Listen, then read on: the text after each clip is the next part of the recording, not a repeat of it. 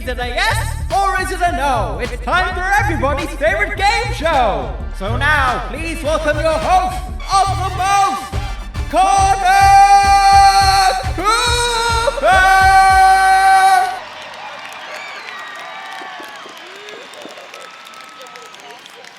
Hello! Welcome to Yes or No, the game show where you can either say that you know or that you don't. My name is Connor, and just like in any normal game show and in life, you can either say no or you can either say music to my ears, which is why we're going to be starting with a very special game, and it's for everybody in the audience today. Just say yes! Here's how the game works. In front of me, I have 5 simple, easy to remember phrases that you can either answer live here in the audience or at home using the hashtag WrestlingWithFiction, replying with the simple answer of yes or no. Enter and answer every single question correctly, and you have a chance to win in our weekly prize pool over £50,000! So with that out of the way, let's get down to business. Make sure you're using the hashtag WrestlingWithFiction, and let's play Just Say Yes! Now, question 1. Is Wrestling with Fiction the most underrated fantasy booking podcast in all of professional wrestling? That is indeed the correct answer. You only have 4 more questions to go. Question number 2. Is Wrestling with Fiction deserving of more 5-star reviews? Incredible. Absolutely. That is correct. Now we're nearly at the halfway point here. Question number 3. Does Connor Cooper have the best hair in all of professional wrestling podcasting? Impeccable. Incredible. That is another correct answer. But we've still got 2 more questions to go. Now, the penultimate question. Should Wrestling with Fiction be on Fantasy Booking Warfare? Absolutely incredible. 1 more question correct. You now have 1 question to go. Question is, are you ready for it? Are you ready for your chance to win over £50,000? The final question on Just Say Yes is... What the... Is this the television network? Ah! Oh, I swear, look, you don't need to change the channel or cancel the network, I swear, I'm just doing this for the greater good. People need to hear that there is another fantasy booking podcast out there. I swear, I can be as boring and as monotone as you want. I swear, I can be boring. I can be boring.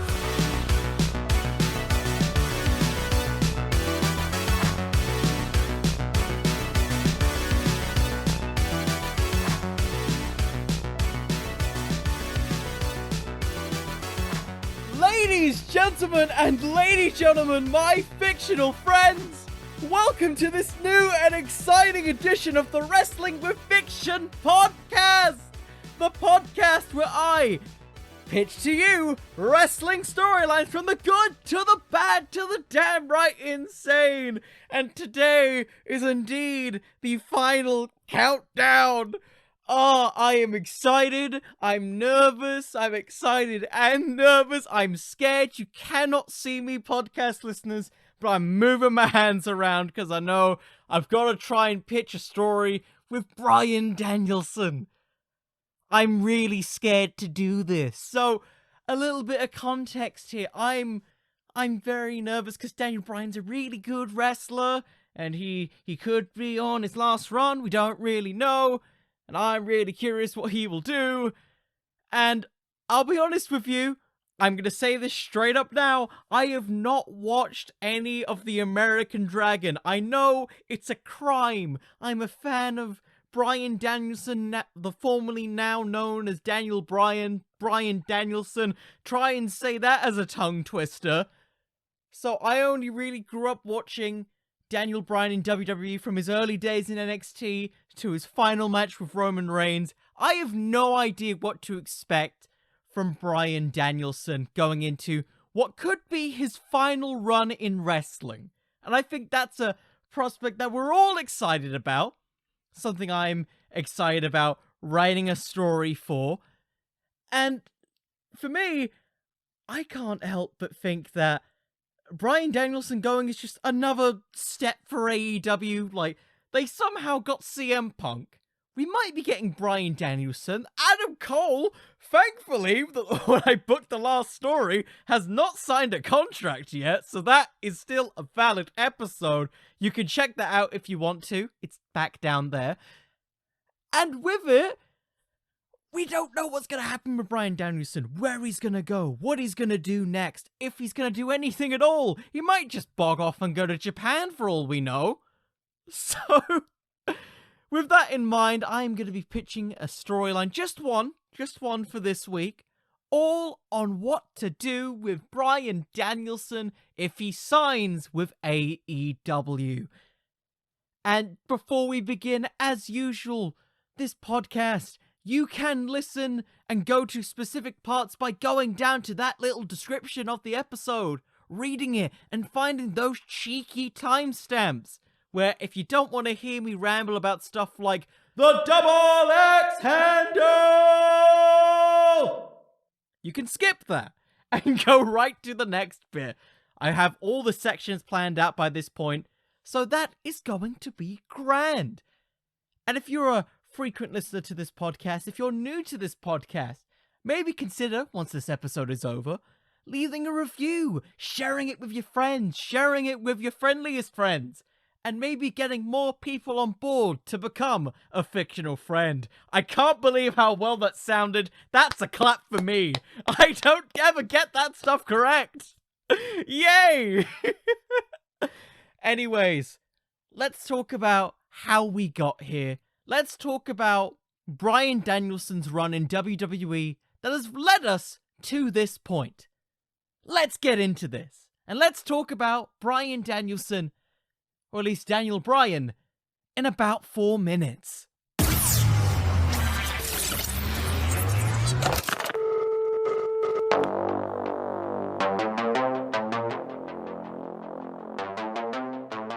Okay, so this quick little retrospective of Daniel Bryan's career is going to be very hard to cut into 4 minutes, but I'll try my best. So, after signing to WWE, after having a highly successful independent career in the likes of Ring of Honor and various other independent promotions, Bryan Danielson, now coined Daniel Bryan, would be signed to a developmental deal with WWE. He would eventually go on to be part of the NXT, or the inaugural version of it, in which he would have matches against the likes of Chris Jericho, Wade Barrett, and several others before being cut from the show.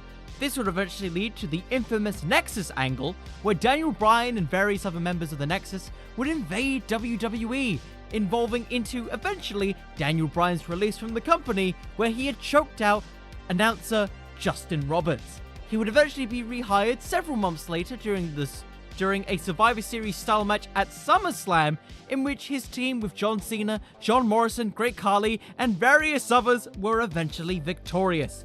This would lead him onto his very first United States title, in which he would defeat The Miz to claim the gold at Night of Champions. This would result in him holding the belt for several months until creator of Yes Movement Sheamus would beat him for the US title. During this period, over time, he would eventually claim the Money in the Bank briefcase, where, at TLC, he would cash in to win his very first World Heavyweight title with the company. He would then hold the belt for several months until he would drop the World Heavyweight Championship to Sheamus in 17 seconds, arguably considered the birth of the now coined Yes Movement, a fan uproar demanding that Daniel Bryan deserved better. Over the course of another several months, he would form an unlikely friendship with Kane, in which they would have tag team comedy skits, and eventually win the tag team titles, forming the team Hell No. during this period, he would have and garner more fan upswell until he would win the WWE Championship, and then quickly lose it to Randy Orton and go on a huge chase for several months towards the World Heavyweight title. He would eventually win the title after conquering Triple H, Randy Orton, and Batista in the same night, before having an untimely injury and having to relinquish the title. He would then return near the Royal Rumble period, in which he would unsuccessfully challenge and go for the world title before suffering another untimely injury to Sheamus. Talk about bad luck with Sheamus. During this period, once again, he would take another several years of hiatus, trying to get cleared to go back into the ring. He would eventually achieve this after several, and I mean several years of absence, and get another chance at the gold. He would have several feuds with the people like The Miz, AJ Styles, and various others where he would reclaim the WWE Championship before dropping it to Kofi Kingston.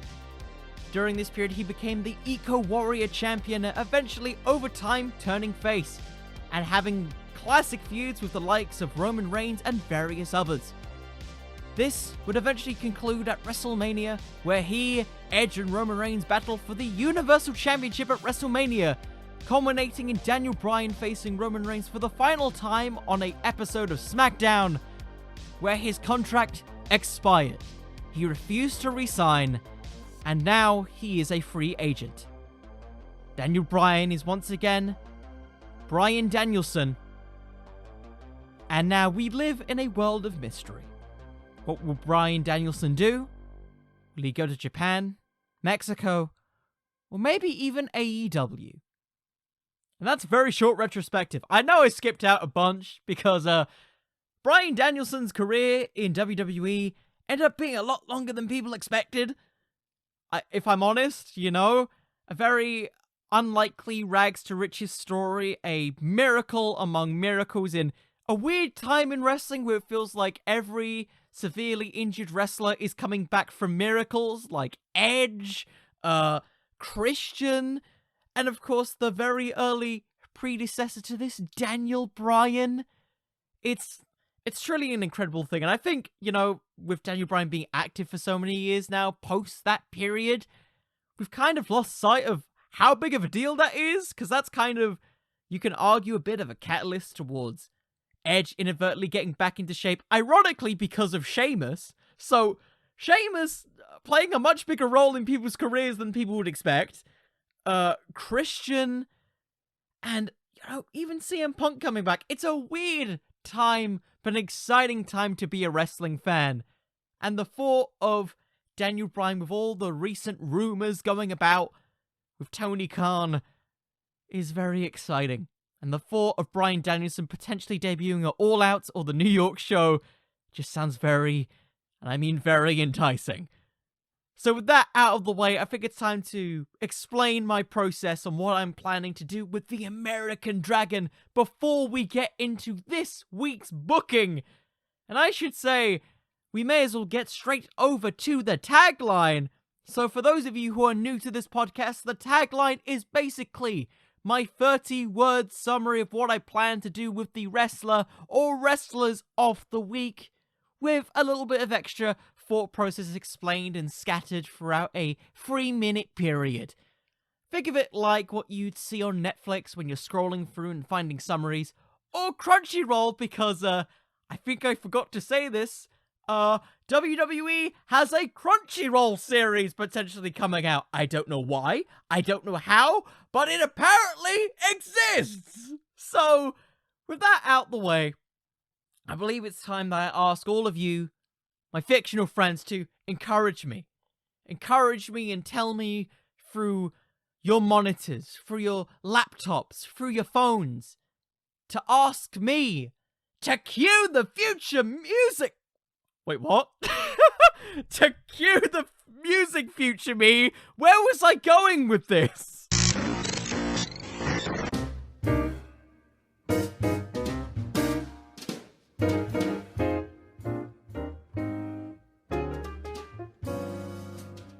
Okay, so what I think is the core of Bryan Danielson, just from watching WWE and watching the evolution of the Daniel Bryan character, is that he is the wrestler's wrestler who is basically the quintessential wrestler in terms of, like, technical expertise. The guy that you look at and you imagine yourself being like when you're starting out as a professional wrestler in 2021. The workhorse, the journeyman who overcame the odds to achieve all of his dreams. Even, like, in his own book, where he apparently took a test where he had zero motivation for anything. He achieved heights greater than what anyone in a company like WWE would have ever expected. He was part of a huge, massive groundswell of independent talent that arguably influenced the WWE roster to greater heights than it's ever been before from an in-ring perspective. So with that in mind, the American Dragon to me, despite not watching much, so please don't judge me here, is Daniel Bryan on his last leg, essentially traveling around the world to reassert himself as one of the best wrestlers in the world. Because that's always been what the core of Daniel Bryan has been about. He hasn't really had much of a joy for the technically, like, comedic elements, though he is incredibly funny. The core of Daniel Bryan, even like when he won his first WWE Championship against John Cena, was that he is one of the best wrestlers in the world. He's not an entertainer.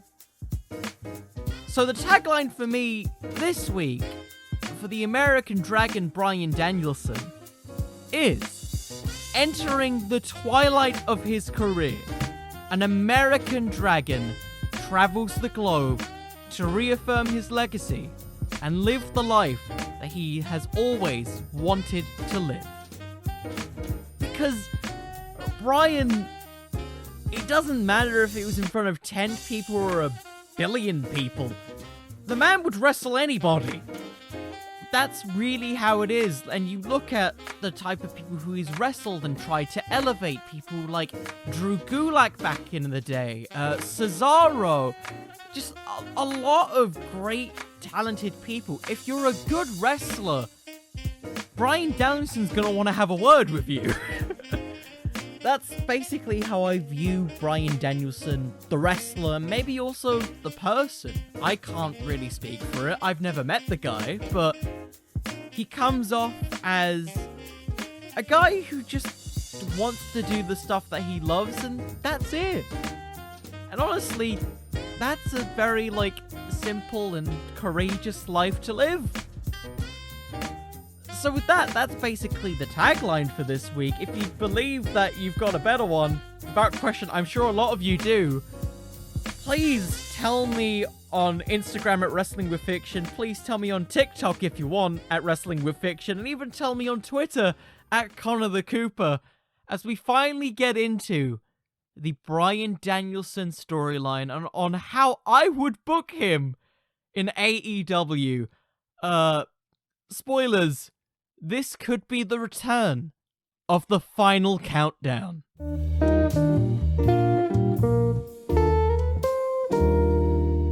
So some of you might be asking, Connor, where are we debuting Bryan Danielson? Is it going to be the self-proclaimed recently rumored debut at All Out? Or is it the New York show? Well, it's at All Out. So our story begins post Kenny Omega versus Christian Cage. Kenny Omega and the rest of the Super Elite are celebrating in the ring, where for the very first time in over a decade we hear da da da da da da da da da da da da as Bryan Danielson, cause you know Tony Khan's got that money for the final countdown, is gonna head straight down to the ring. And he's just gonna stare down Kenny Omega. And then he's just gonna walk away in what is more than likely going to be the semi-main event. Because let's be honest here, nothing's gonna top CM Punk in Chicago. So some of you might be wondering at this point, is Bryan Danielson challenging for the AEW World Championship? No! Now, I know there are going to be some people who immediately want Bryan Danielson in his debut to just go for the world title, challenge the best wrestler in the world, and go for it because he is the American Dragon. It's what everybody wants to see. Except that's not how AEW books people. If that was the case, then Christian Cage wouldn't have had his title shot at All Out. He would have had it like 2 months ago. This is very much another Christian Cage style situation where Bryan Danielson has literally walked in to assert that he is now here in AEW. But that doesn't mean that we're not going to hear anything from him, no. Because on the very next Dynamite, it is advertised heavily that we're going to hear, for the first time in over a decade, Bryan Danielson cutting a promo. And so, Bryan Danielson immediately comes out on that episode of Dynamite, to a hero's welcome, because let's be honest, he is going to get a hero's welcome. It's Bryan flipping Danielson, alright?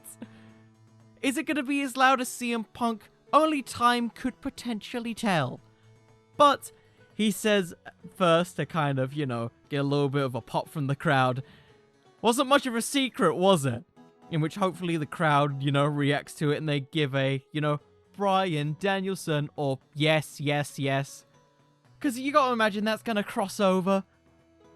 And Bryan Danielson, with Tony Schiavone in the ring, pretty much gives him all the room to speak for himself. In which Bryan Danielson simply states, "My career has led me on a lot of paths. But the one thing that has always been constant is the ring that I stand before you in. A few months ago, I looked at my wife Brie in the eyes and told her that I lost my spark. On the grandest stage of them all, I looked out to a sea of fans and wondered, does the American Dragon still live? And you know what the answer was? Yes! Because for as long as there is a ring, for as long as I can go and fight until the very final countdown, I can do anything. But I can't do it alone. It's no secret that I've experienced miracles in this ring, but for those miracles can only go so far. I'm on a clock.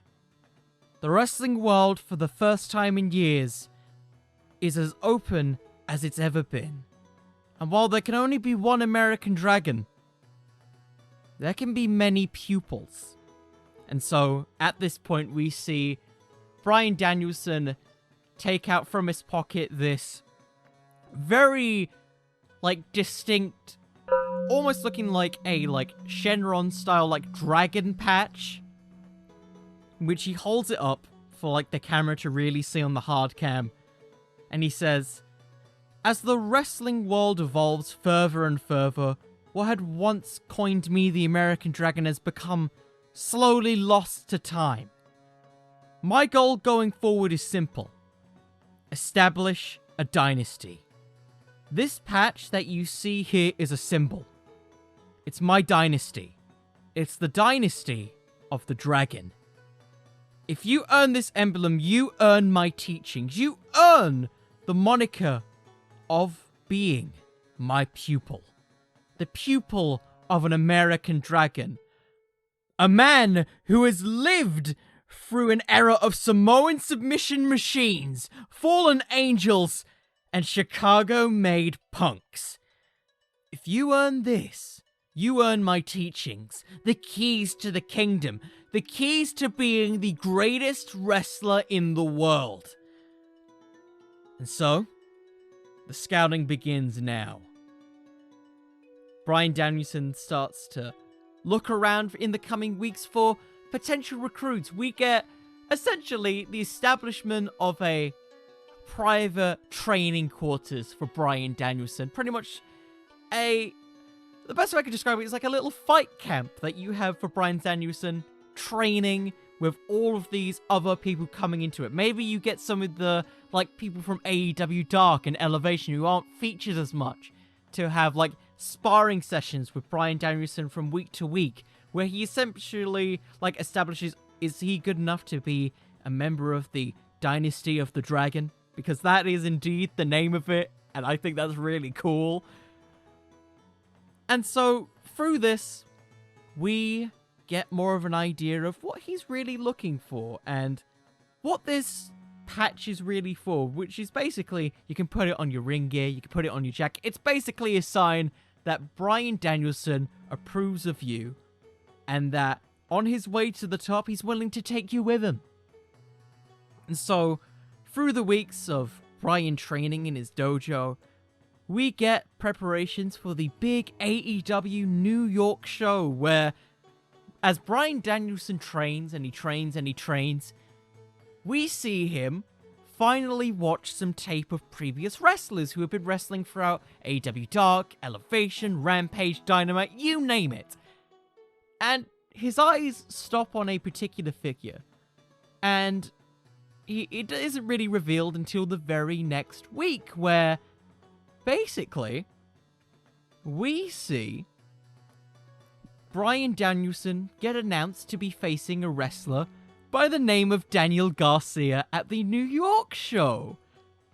So with this, Garcia, after having another failed attempt at attacking Darby Allin, enters into the locker room, where we see him slowly get panned over to Bryan Danielson in there, in which Daniel Garcia immediately puts his fist up. He's like, why is Bryan Danielson in this locker room?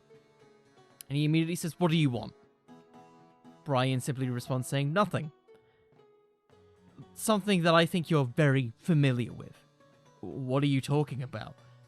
Bryan simply responds with, you know, at 22 years old, I can do half the stuff that you could. But, you know what I could do, and still can do? It's out-wrestle everybody in that locker room. I'd say the same to you if you spent more time wrestling than running into fights. And he immediately gestures to the very noticeable, bruises and injuries that Daniel Garcia has sustained from trying to attack the likes of Eddie Kingston and Jon Moxley, going into all of these things without a plan, mind you, other than to just try and make a statement. And in this moment, he just basically gestures to Garcia, in which Garcia immediately tries to attack Bryan Danielson, lock him in a submission, in which Bryan very quickly escapes and ties his arm behind his back. And he simply says, you're nothing but a coy, Garcia. But perhaps one day, you could become a real dragon. And Bryan simply lets go and walks away, in which the camera slowly pans to something that he left in Garcia's hand. And it's the dragon patch that he so eloquently described in his promo at the beginning. And we are left on that story until the very next week, which is the New York show, in which it is Bryan Danielson versus Daniel Garcia, in which the story of this match is that whilst Daniel Garcia is a lot younger, he's a lot faster than Bryan Danielson, his aggression is misplaced. It's not concentrated enough to lock in all the correct holds against Bryan Danielson, a veteran of technical submissions. And in this, we see Daniel Garcia get submitted in his own finishing move by Bryan Danielson, essentially humiliating him.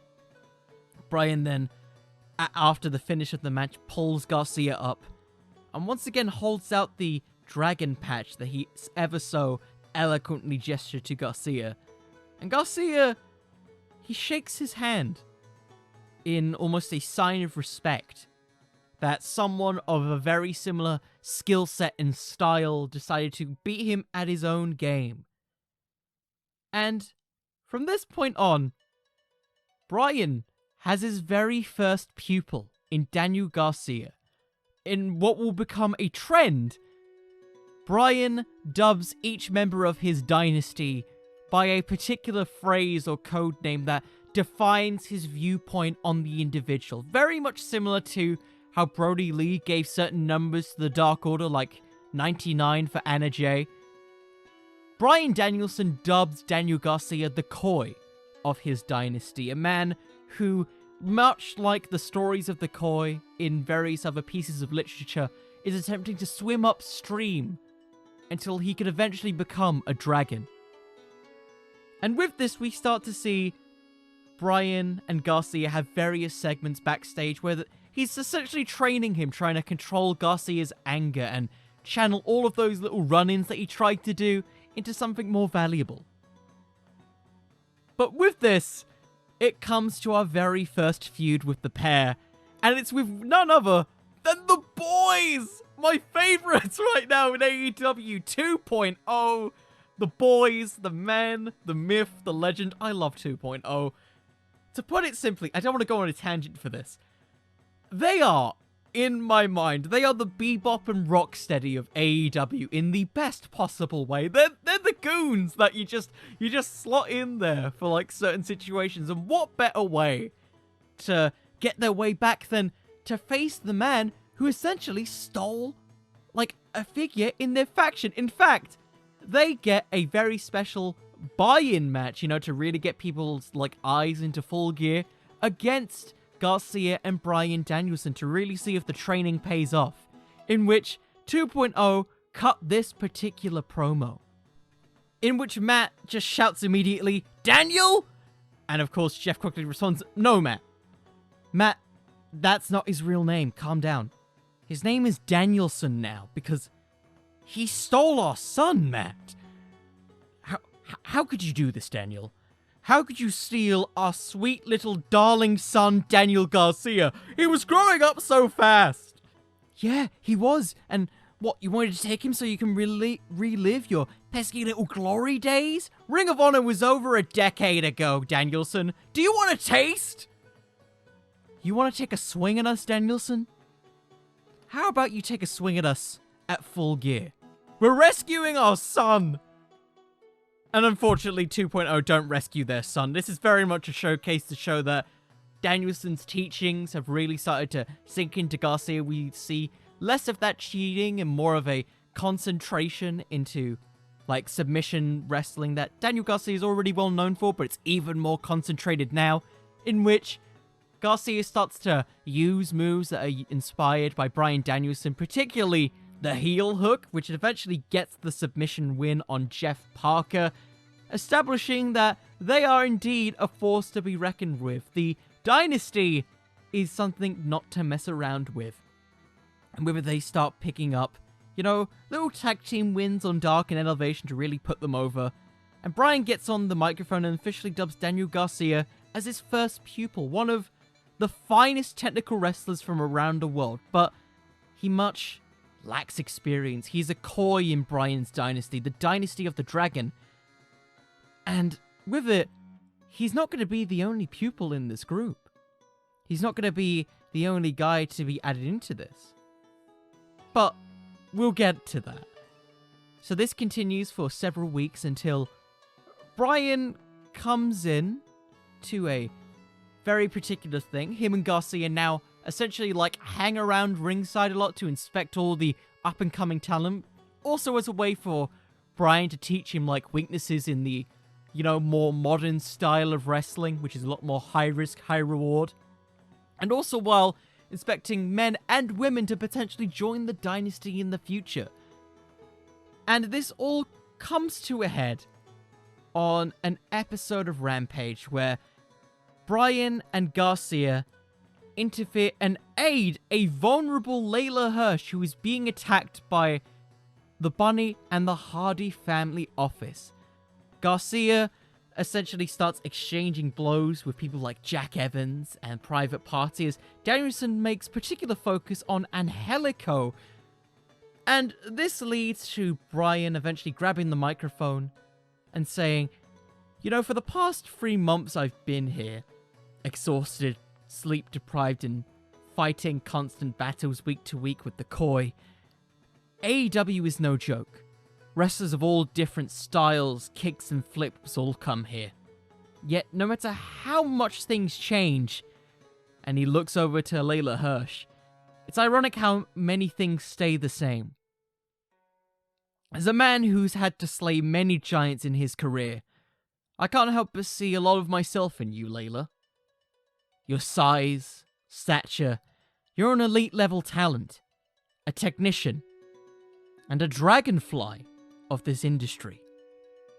And just like that, Danielson offers a dragon patch to Layla Hirsch, because that just feels like a great fit, doesn't it?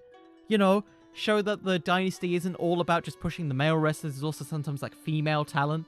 I think Bryan would be a fantastic choice for this. Like, to really to Layla Hirsch, who kind of has that mixed martial arts background. I think that'd be great. I think that'd be a really good dynamic. And it also kind of, you know, kind of shows the idea that the Dynasty of the Dragon is all-inclusive. And, like, you can have Layla Hirsch throughout all these, like, backstage segments, like wrestling with Bryan and wrestling with Garcia to really get over that Layla Hirsch is a bit of a badass, isn't she? And in this, well, we start a feud with the Dynasty of the Dragon, and the Hardy family office. Some of you might be wondering, why are we going into this? It kind of feels like a very lower card feud, but we'll get to the reason why in a moment. So with this, on the next week episode of Dynamite, we get Bryan Danielson versus Angelico, Garcia and Hirsch at ringside. Bryan and Angelico have this, weirdly enough, a very long and drawn out match. A very technical match to a lot of people's surprise, because I think people forget how good of a technician Angelico is. Like, he's called the submission savant on several occasions. And he brings a style that is incredibly relaxed and incredibly, you know, showmanship-wise. And that is something that has a lot of potential, but for what, we don't know yet. As Bryan Danielson eventually picks up a win on Angelico because he is just simply too relaxed in the face of adversity against Bryan Danielson. This frustrates Angelico because, you know, he feels like he's been outworked, out-submissioned by something that he has been considered a savant in, a genius. And with this, Angelico immediately demands another match, and Bryan, he just gives this little grin and smiles and just says that he can go another 30 minutes if he wants. But Matt Hardy quickly interrupts those plans. He lets them down and basically says there will be no match like that of the sort. And then next week, we get Angelico versus Daniel Garcia. Once again, another match to showcase the pupil that is Daniel Garcia. Of course, have Layla Hirsch at ringside to really showcase some of the teachings, trying to take out people like the Bunny. Maybe even showcase a German suplex from Layla Hirsch into a submission on Jack Evans. I'm just saying. And as this happens, Daniel Garcia eventually picks up the win over Angelico. But there's a bit of a difference here. As the Hardy family office attempts to attack the group, Angelico, he starts to, how do I put this? He starts to sort of say to, look, they beat me fair and square. We don't need to do this anymore. We don't need to have a feud with them anymore. And Matt Hardy immediately snaps at Angelico and says, do you not read your contract? I own you. You are nothing without me and the legacy of the Matt Hardy brand. You are nothing without me. And immediately Bryan, he goes to Angelico's defense. He praises him for his technical work, his incredible endurance when he really wants to focus. He's essentially the opposite of Daniel Garcia in every way. And so Danielson, he makes a declaration. He wants to challenge Matt Hardy. And if Bryan Danielson wins and he beats Matt Hardy, he will be allowed to buy out Angelico's contract, because you know he's got a lot of money from the WWE stuff. But if Matt Hardy wins, he owns the Dynasty, he owns Bryan Danielson, and he must join the Hardy family office. Matt Hardy, and of course, rules with Bryan Danielson, where there is going to be a ref bump. I know people don't like it, but it's in there for a reason. As during this, we have once again Matt Hardy trying to order Angelico to make a decision. Help me win this match. You know that everything he's saying is a pure lie. And of course, Angelico, in a turn of a babyface moment, aids Bryan Danielson. He stops the rest of the Hardy family office, so Bryan can lock in a heel hook on Matt Hardy to pick up the win. And in this, Bryan cuts a promo saying that he is one of those underrated, undervalued technicians in a sport filled with tremendous athletes. You are more than just the sum of your parts. You are no longer a hybrid. You are the real deal. You are the Komodo dragon of this dynasty. And so Angelico joins the dynasty. He is now one of the 3 pupils of Bryan Danielson. And as you can see by this point, the team's starting to form a really cool dynamic here. We've got Bryan Danielson, your leader, your incredible wrestler, world-renowned across the world, teaching a young upstart in Daniel Garcia, someone hyper-focused, incredibly determined, but just can't quite channel it together from a lack of experience. In contrast to Angelico, a cool, calm, collected savant of submissions who doesn't have the aggression to fully capitalize on every opportunity presented to him. We have Layla Hirsch, a woman undersized and underdog who must rely on these submissions to overcome the likes of giants in AEW. People like Nyla Rose, Jade Cargill, and others who completely outsize her in multiple ways. And through wrestling people like Garcia and Angelico men, she can eventually achieve heights greater than she's ever achieved before. But that is not the final member of this group. There's still one more left. Because through various sparring sessions that we see in backstage segments that really get over the contrasting personalities, like how Garcia and Angelico are both essentially complete opposites that Bryan constantly forces to spar together so that they can learn from each other, to Layla Hirsch kind of being like the big sister of the group, trying to like sort them out in their own way. So we finally get a person entering into the dojo of the dragon, the dragon's dojo of the dynasty. And it's none other than a person who's kind of been, I'd say, overlooked, a bit of a victim in a lot of scenarios since coming into AEW. And some of you might scoff at this idea of this person joining this kind of faction that's beginning to form with Bryan Danielson, and this entirely like submission-based faction that we've got going. It's Fuego del Sol. Now I can hear maybe possible complaints and, you know, questioning, why would you put Fuego in this group? What value does Fuego bring to this group that a guy like Malachi Black or insert favorite submission specialist, maybe a la Zack Sabre Jr., doesn't really have? Well, here's the thing about Fuego. He is malleable. And what do I mean by this?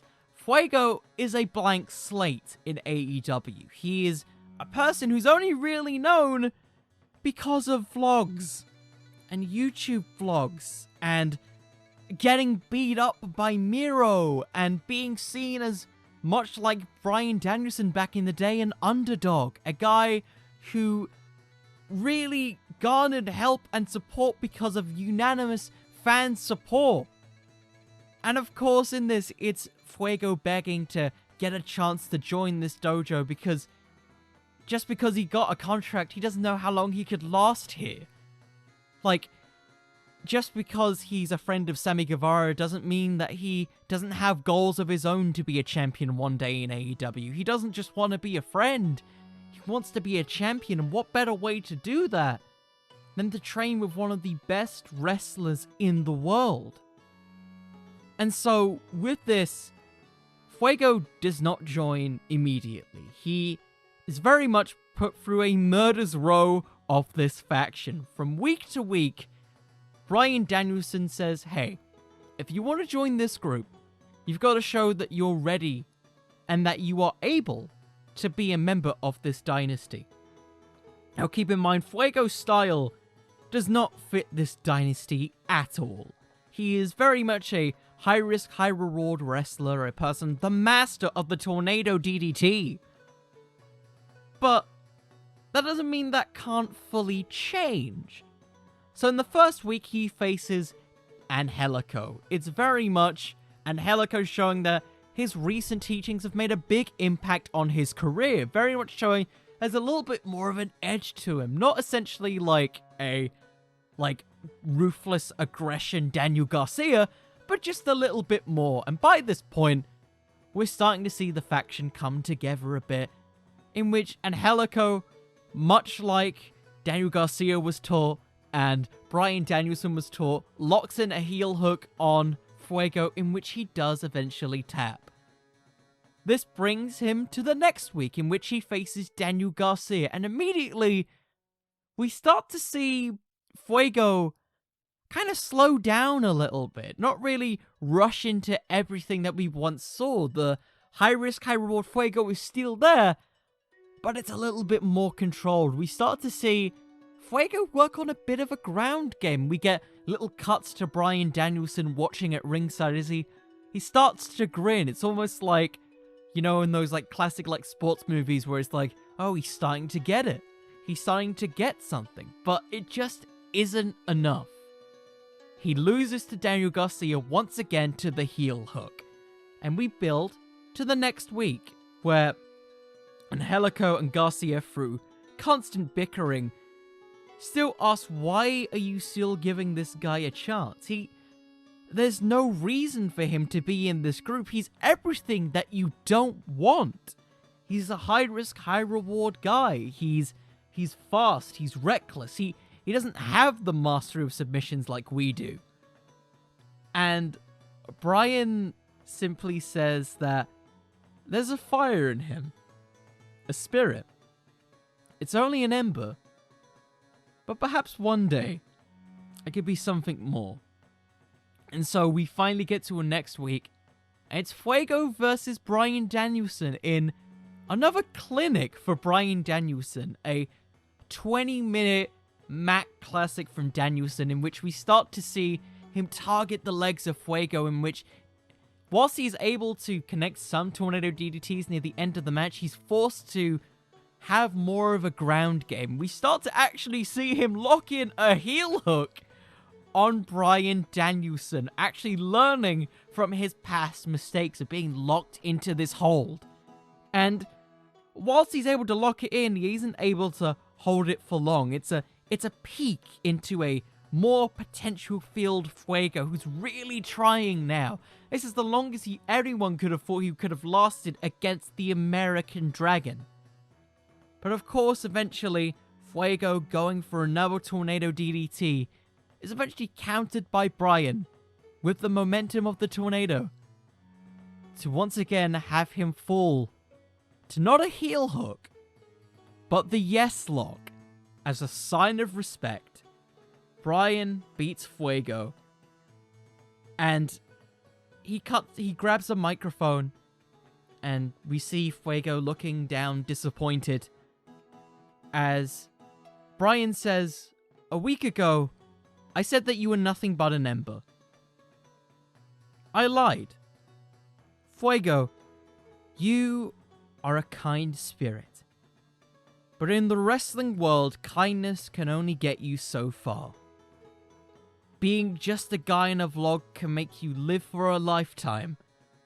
Bryan orders Angelico to enter the ring and grab something from his pocket. But joining the Dynasty can make you live forever. And he offers it out to Fuego, looking out in complete shock and suspense, in which Bryan continues, "It's time we make those embers leave more than marks. It's time that they leave scars. Fuego, join me. Join the Koi, the Komodo, the Fly, and the Dragon. Be our salamander." And Fuego immediately accepts. He grabs the patch, and he effectively becomes your underdog rookie babyface who is learning from the master, who is actively learning these submissions from week to week, and we see an evolution in his style, more so than any other member of the group. And with it, we get a final burning image in the very next vignette. Each of them now given a very set title. Garcia, the Koi.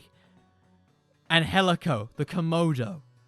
Layla Hirsch, the Dragonfly. And Fuego del Sol, the Salamander. Each given a Dynasty of the Dragon themed robe based off of, the old American dragon robe that he used to come out to.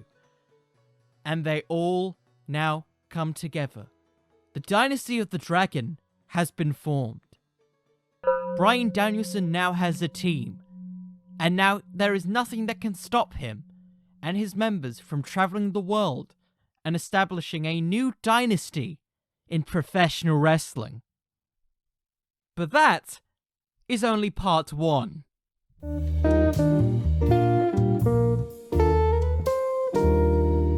So from where we last left off, we've immediately established a new faction with Bryan Danielson, had him go through a couple of lower card feuds with 2.0 and the Hardy family office, and now, well, it's about time we pay off the whole Kenny Omega thing. So how does that all go about? So basically, Bryan gets exactly what he wants, and what we all assume is going to happen is that he gets a little bit of a talent exchange with New Japan. So he goes on tour for a few weeks to challenge for the IWGP US title against the likes of Hiroshi Tanahashi and Kota Ibushi, which will be very fun. During this time, he orders Daniel Garcia and Angelico to quote-unquote be nice to each other and get some tag team matches under their belt to really, continue their team and friendship there. And whilst he does that, Fuego is ordered to kind of just have more confidence in his own abilities, have more faith that he is good enough to be part of the AEW roster. And during this, we see, basically the beginnings of a Super Elite versus the Dynasty feud, in which we start seeing Brandon Cutler take on Fuego, and Fuego starting to really learn those submission techniques that he's been watching from Garcia and Angelico, starting to pull those off. We start to see Daniel Garcia and Angelico eventually get a tag match against still the tag team champions, the Young Bucks, because, this is just gonna spoil my prediction. I don't think they're losing the belts anytime soon. I'm looking at you, Dark Order. And with this, we get the first big angle of this whilst Bryan Danielson is overseas, in which Kenny Omega, the Young Bucks, and the rest of the Super Elite assault Daniel Garcia and Angelico post-match, injuring Angelico's head and giving him a major concussion with the BTE trigger. The very next week on Dynamite, we see essentially Bryan return from his excursion in Japan, seeing the sights of his very close friend in Angelico, who he's been training, getting a very similar injury that he had, eventually that forced him to temporarily retire for, several years. Kind of a big deal that the Elite is sending a message like that. And in which we see a promo from Kenny Omega saying that he has declared war on the Dynasty. He blames the Dynasty for him losing the AEW World title at Full Gear to Hangman Adam Page, because he felt that because of the threat looming over Bryan Danielson, he overlooked his former close friend. Now during this, Bryan is incensed that this man has tried to essentially ruin and get rid of a man's career that he has taken to be the next generation of professional wrestling. So thus we begin Bryan Danielson's, assault on the rest of the Super Elite with the rest of the Dynasty, Layla Hirsch, Fuego, and Garcia in tow to make the Super Elite's life a living hell. Starting with a very successful match with Garcia and Danielson, in which they win the tag titles from the Young Bucks in a shocking turn of events. In this, Bryan now has a title, and now he believes that he can start making demands, where he basically asks for a singles match with Kenny Omega. Which, by the way, very exciting. I want this really bad. So, with it, we get the very special entrance of the final countdown. The rest of the Dynasty coming in all in their special, like, robes with their own, like, stitched on, like, names on there. The Koi, the Dragonfly, the Komodo, the Salamander. And Bryan as the American Dragon. All the while, the Super Elite come in with a, you know, mocking of, like, I'm gonna say Kung Fu Panda? I don't know what. I'm imagining kind of the same juxtaposition of the Fight for the Fallen entrances, where Bryan is trying to take it seriously and prove that he's the best wrestler, while Kenny is trying to, like, completely mock all of his ideologies and all his ideas about building these established bonds. Like, you don't need bonds in wrestling. So they have a classic match, a very, very good match, which Kenny eventually comes out on top. Now, some of you might be saying, should Danielson lose at this point? Yes, because, you know what? We don't know how long Danielson's run's going to be. We might as well put over talent along the way. So in this is Bryan's first big loss in AEW, and the first thing that he does is that he tries to congratulate Omega. Because through all of the chicanery, all of this, he can now fully accept this man is one of the best wrestlers in the world. He's truly lived up to the nickname of the best bout machine. But Kenny is having none of it. Kenny immediately hits Bryan with a V-trigger. He continues to target the neck again and again and again. We see the spot that has already taken out Hangman Page for several weeks, the BTE trigger combination with Kenny, where it's literally just a bunch of knee strikes, essentially targeting the injured neck of Daniel Bryan. In the coming weeks, Bryan is injured. Garcia is furious as two members, even ones that he didn't really like in Angelico, are essentially sidelined for a couple of weeks. And in this, we finally see Garcia really kind of develop a little bit more. He goes back to his old ways of trying to attack people, but it's more calculated. It's more focused on taking out individuals one by one until eventually he gets a match with Omega and eventually loses. But it's not all forgotten, because in this attack and in this assault, we finally see the return of Angelico and Bryan Danielson to come in for the save and rescue their pupil, with Layla Hirsch and Fuego in tow, in which Danielson says, Omega, you tried to ruin my career. You tried to burn the legacy of the American Dragon down. But someone never told you, did they? That the legacy of a dragon never dies. And to prove that, I guess that we are not going to only have to go through battles. We are going to have to go to war. I will assemble a team. You will assemble a team. Because in 3 weeks, the Dynasty and the Elite shall fight in blood and guts. Now, some of you might be wondering here, what?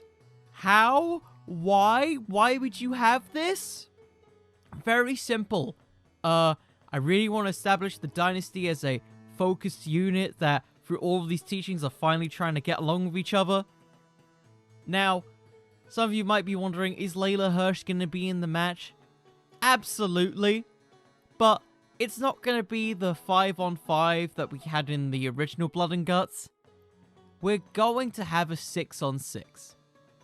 And this time, it's going to be with pinfalls and submissions because Danielson specifically orders from Tony Khan that he wants there to be a definitive winner. No giving up, no quits. It's just, if I knock them out, it's done. So more akin to a War Games match, because I kind of think if you just have him give up, isn't really going to be much else to it, particularly with this kind of blood war that we're getting. I understand the whole idea of, like, humiliation, but I kind of want to keep it like that. So with this, it's 6-on-6. You got the Super Elite, Gallows and Anderson, the Bucks, Kenny, and Brandon Cutler against Bryan Danielson, Daniel Garcia, and Helico Fuego, Layla Hirsch, and a mystery opponent who Bryan will decide on the night of the show. So immediately, you get some mystery and intrigue here as we get several vignettes of Danielson trying to keep it under wraps, even to his students, who he is planning to bring in. All he's gave is that it's a person I fought many, many years ago, an old friend of mine. That's all we get up until Blood and Guts, where the Super Elite all enter, all prepared to go to war. Layla Hirsch and Helico Daniel Garcia, Bryan Danielson come out, all together as a unit, as Danielson welcomes someone pretty new. Well, not really new to the wrestling world, but new to AEW. And someone that Kenny Omega knows incredibly well. Because the final member of the Dynasty for this match is Kota Ibushi. Yes, I'm bringing in Kota Ibushi, because if Tanahashi's planning to go to AEW to face Moxley at some point, we can bring in Kota Ibushi. Because by this point, Bryan has fought him in Japan. He's arguably considered one of the best wrestlers in the world. And he would gladly do a favor after seeing one of his close friends be corrupted by a man named Don Callis. So in this, we see all the development that we've been trying to build with the Dynasty of the Dragon come into fruition into this match. Layla Hirsch, the only female in this match, the first and only female in this match, by the way, hitting German suplexes and submissions left and right onto Brandon Cutler, Matt and Nick Jackson. He can't quite, like, lift Kenny at first and then eventually hits a deadlift German. It's really cool. You get Angelico finally getting more of an aggressive side to him, using, like, steel chairs to modify his submissions. We get Daniel Garcia willing to work in a team with Angelico and even embrace some of the more relaxed nature, goading in the Young Bucks. And we see, after Bryan Danielson suffered from having this torment by the Super Elite, having members of his own dynasty get severely injured, him, along with Kota Ibushi, finishing the match, delivering a golden trigger to Kenny Omega in which he does not kick out. And we see, for the first time, Kenny Omega start to come to his senses a bit at the end of the match, and that springs off into a Kota Ibushi Kenny Omega feud, but that's not the story we're in. So we move on from this, the wars, and this more unified thing of the Dynasty, along with Fuego, which I almost forgot to mention, having more confidence in the ring, willing to take more risks and have more confidence in himself as a wrestler, as we head into the next big pay-per-view revolution. It's Bryan Danielson going for his first world title while he is still the AEW Tag Team Champion against Hangman Adam Page. And with this, it is very much a story of wrestling philosophies. The philosophy of Bryan Danielson, the American Dragon, the man built off of submission expertise against Hangman Page, the new school, the man who is basically a hybrid of speed and power all at once. But whilst this is also happening, Bryan also has to defend his tag team titles against the Lucha Bros, who are still goading for another opportunity after working their way up the rankings. And with this, we see Bryan training as hard as he can, the hardest he's ever done before, and we start to see him train more with Garcia in the gym. We see him more training with Fuego, and we start to see Bryan starting to slow down a bit. The pressure of going for 2 titles is starting to get to him. The life of the American Dragon is just starting to really whimper on him. And during a particular vignette in the build-up to Revolution, we see Bryan Danielson, as he's going for a roundhouse kick to Garcia, slowly his leg gives out. And as he does this, the rest of the Dynasty is out, supporting each other in big matches. Fuego is getting a shot against Sammy Guevara to prove that he's more than just a member of the vlog crew in kind of a friendly exhibition bout. And Bryan whispers something into Garcia's ear that we won't really see until the closing moments of Revolution. And it's something that we get to as we finally get to the Revolution pay-per-view. It's Bryan Danielson and Daniel Garcia versus the Lucha Bros. And after Bryan just going for broke too early into the match, the Lucha Bros catch them by surprise with their... I don't know how to describe it.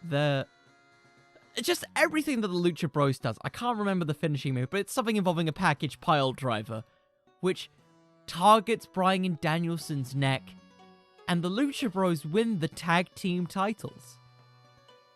And in this, it looks like Bryan Danielson is weakened. He's banged up. It doesn't look like he can compete further, knowing that he's got a main event match at literally a couple hours later.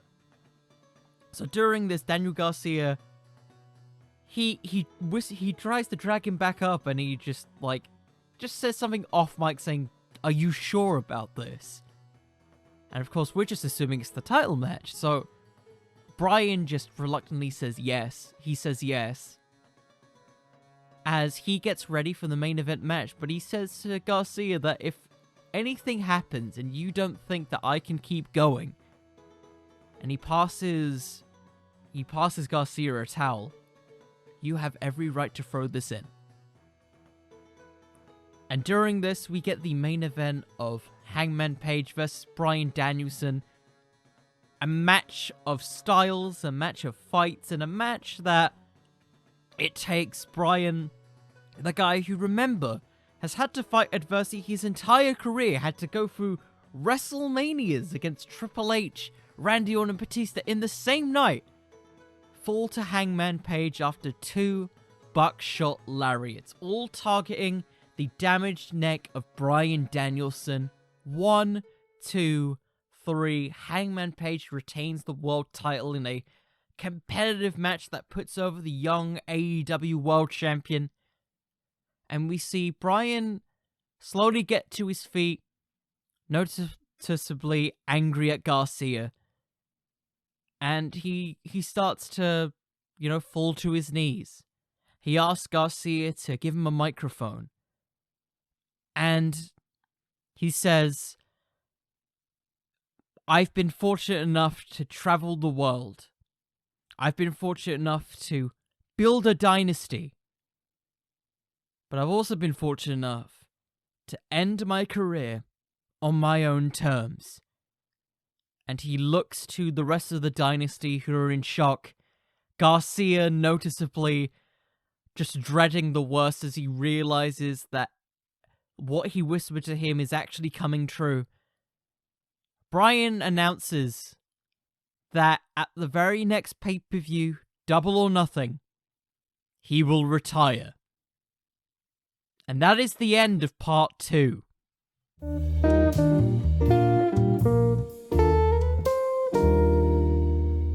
By this point, Bryan has faced some of the top stars in AEW, in New Japan, and around the world.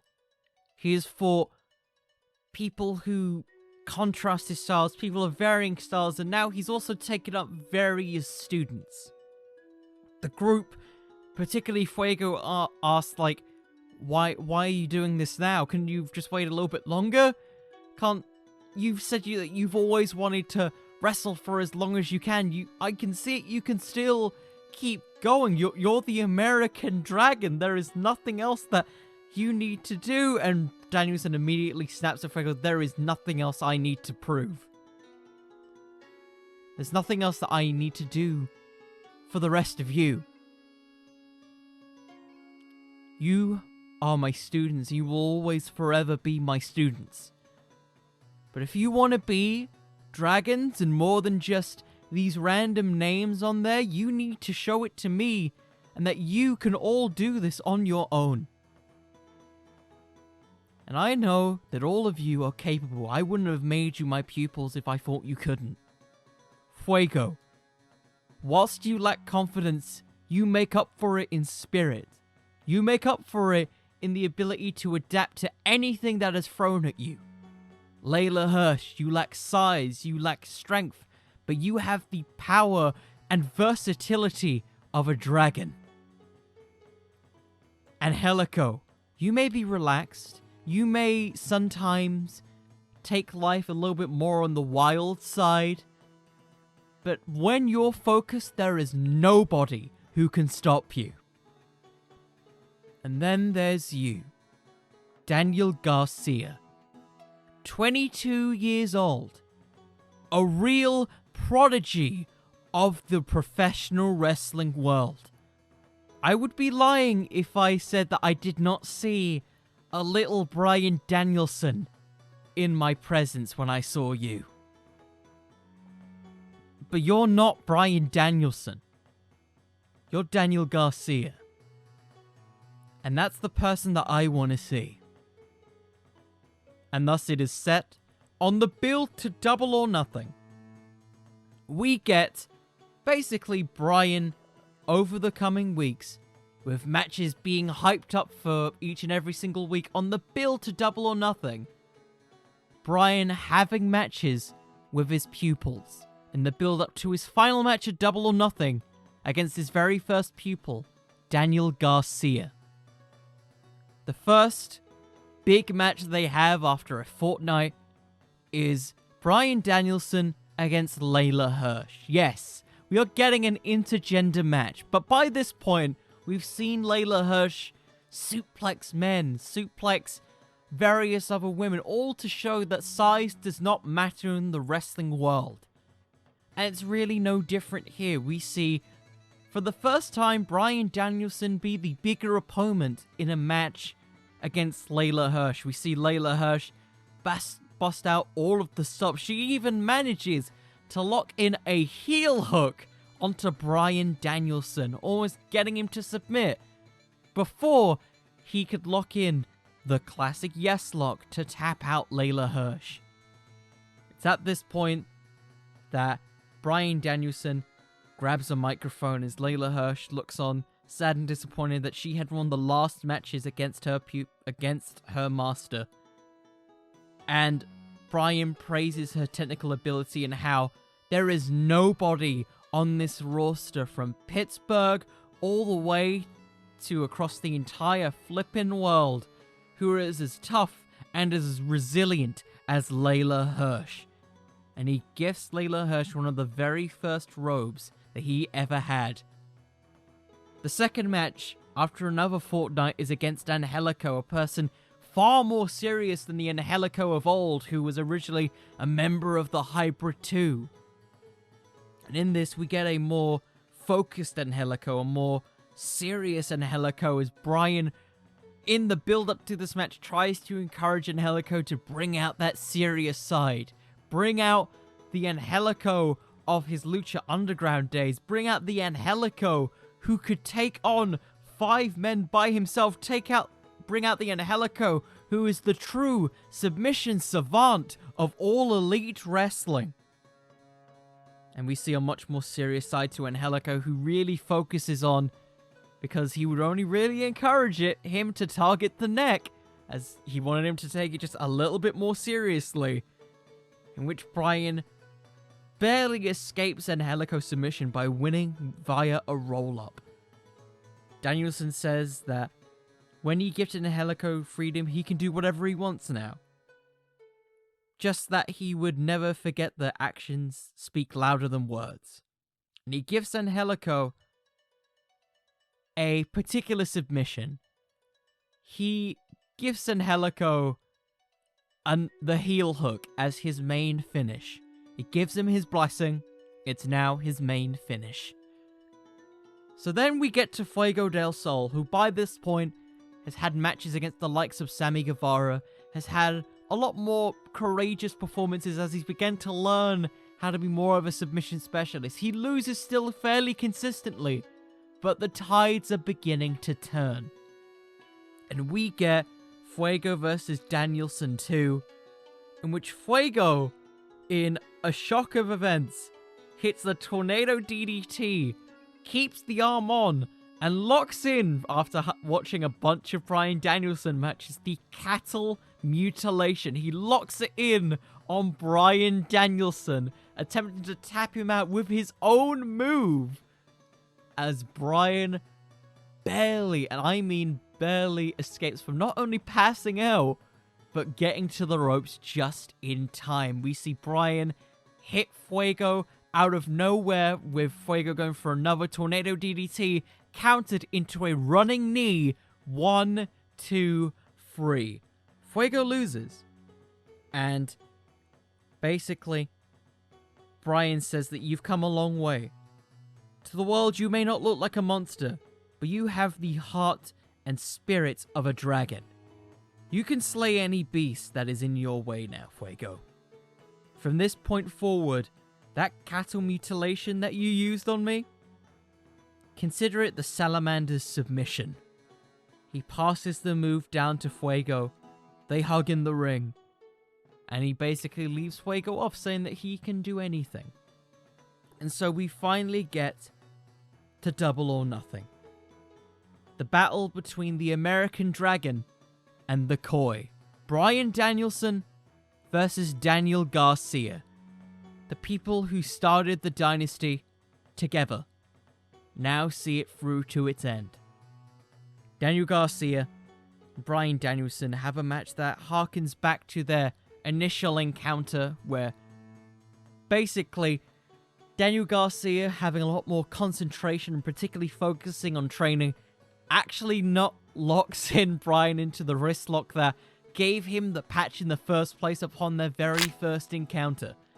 We see Garcia lock in various submission holds from all of his fellow stablemates, Layla Hirsch's armbar, Angelico's leg locks, Fuego's brand new cattle mutilation, but it doesn't seem to quite put away Bryan Danielson, and he figures out how to get out of every single hold. But the one hold that he can't get out of is one that, well, one that he perfected. One that he was able to win multiple world championships with. And that is the Yes Lock, in a parallel to what started this story between the pair. Daniel Garcia taps out Bryan Danielson in his own move. Garcia, realizing what happened, immediately as Bryan lays near unconscious in the ring, hugs his fallen master as he gets up and he says, "I'm sorry. I am so sorry." As Bryan gets up, he says that he's proud of his entire dynasty. He's proud of all the fans who came to support him, who took on the blessing of these wrestlers who he tried to take under his wing. And he says that he gave Layla Hirsch one of his old ring gears. He gave Angelico a submission. He gave Fuego a finish of his. But he doesn't want to give that to Garcia. He's better than that. Garcia was always a student who he always believed could carry the future. It's the reason why he was one of the very first people to be recruited into Bryan Danielson's dynasty. Which is why, from this point forward, Bryan Danielson doesn't gift Garcia a finisher. He gifts Garcia a nickname. The American Dragon. From this point forward, Bryan Danielson leaves and retires from professional wrestling, now in the corner of his former pupils in their big-time matches. And he gives Daniel Garcia a title. The American Dragon, Daniel Garcia. As Bryan retires, the American Dragon lives on. Not as just an ordinary nickname, but as a harbinger of the next generation of technical masters. Bryan Danielson's legacy from this point forward would always and forever be remembered.